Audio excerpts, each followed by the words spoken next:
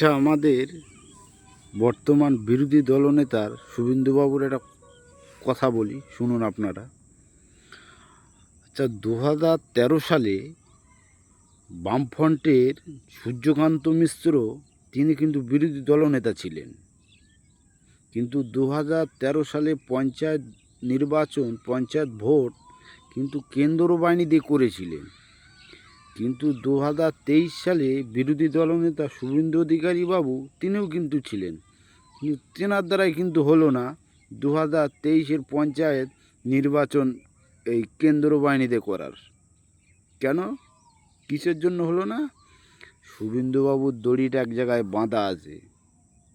আজ পর্যন্ত কোনো সাংবাদিক শুভেন্দুবাবুর কাছে গিয়ে জিজ্ঞাসা করলো না যে দাদা আপনিও বিরোধী দলনেতা ছিলেন, বামফ্রন্টের সূর্যকান্ত মিশ্রও বিরোধী দলনেতা ছিলেন। তিনি বামফ্রন্টের সূর্যকান্ত মিশ্র বিরোধী দলনেতা থাকাকালীন তিনি পঞ্চায়েত ভোট কিন্তু কেন্দ্র বাহিনীতে করেছিলেন, আর আপনিও বিরোধী দলনেতা ছিলেন। 2023 সালে পঞ্চায়েত তো কেন্দ্র বাহিনীতে করতে পারলেন না, কেন, কিসের জন্য?